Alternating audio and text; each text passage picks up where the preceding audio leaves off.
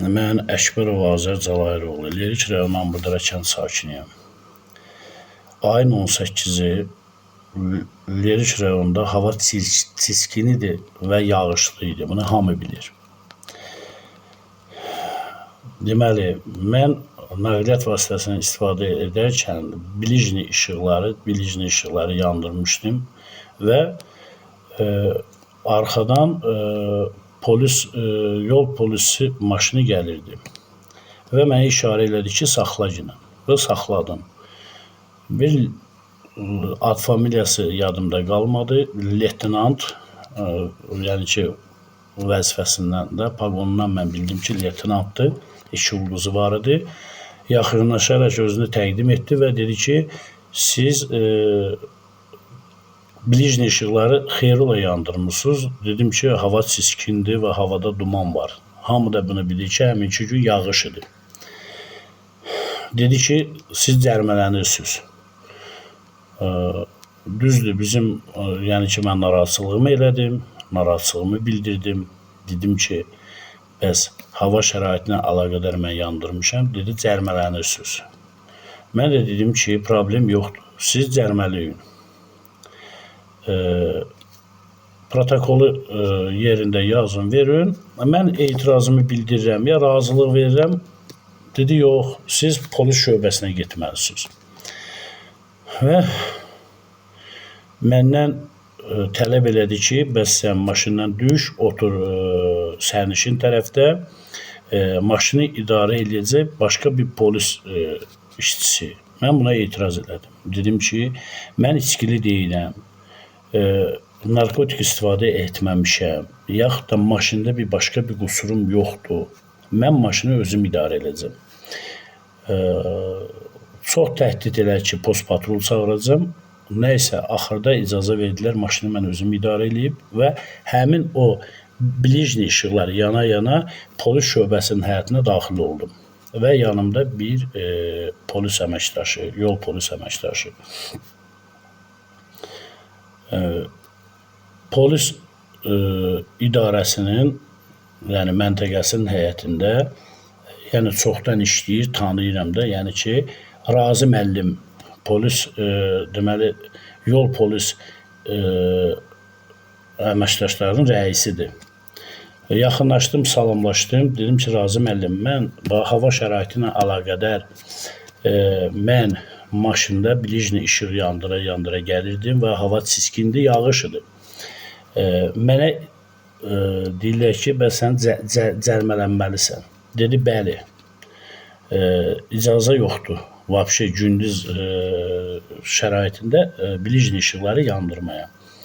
Mən də dedim ki, vallah, yəni mən bunu bildiyim qədər, oxuduğum qədər ki, yəni hava şəraitindən asılı olaraq, yəni bilicni işığı yandırmaq mümkündür. Etiraz elədi, dedi, xeyr, sən cərmələnməlisən. Nəysə, dedim, yaxşı, siz onda protokolu, bu yerində protokolla mənə niyə təmin etmədi ki, mən yolumu davam edim. Deyir ki, sən çox danışırsan, çox bilirsən, keç otağa. Keçdim otağa və otaqda bu həmin leytenantla bu yaxınlaşdılar mənə. Razi müəllim mənə dedi ki, bəs 100 manat qoyursan bura.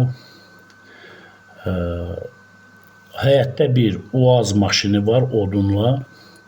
Bu leytenanta da dedi ki, bəs bunun maşına protokol yazmırsan, sənə bu hörməti biz eləyəcək. Sənin maşınına protokol yazmayacaq. O 100 manatı verərsən bizə, bizsə onu həyətdə duran, yəni cərməxanada da mən heç OAZ-ı görmədim. Yəni ki, bunların öz dediyin deyirəm.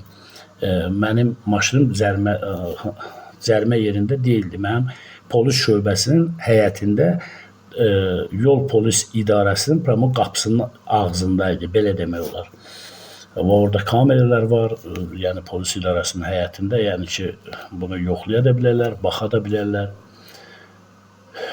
Mən də əlimi atdım cibimə, ciblərimi çevirdim, göstərdim ki, mənim cəmi 3 manat cibimdə pulum var.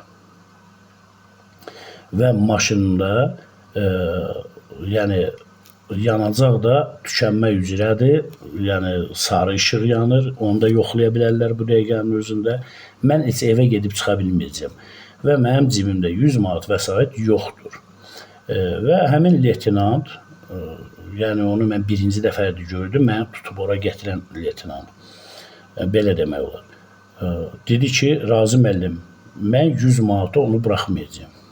250 manat.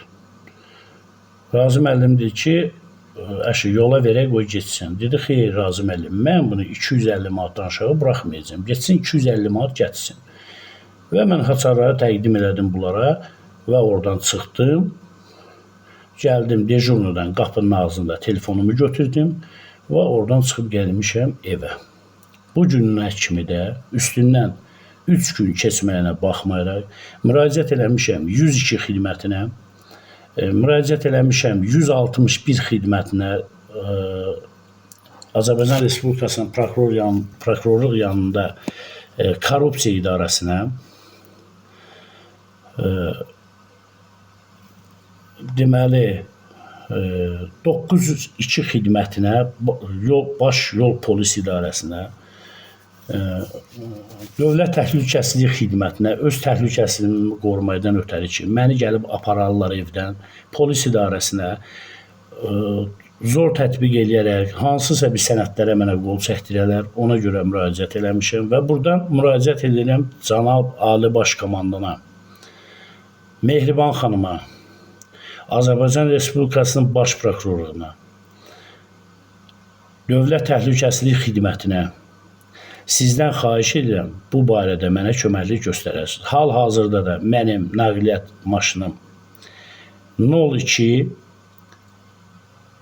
Bakı Zakatala 670 nömrəli maşındır.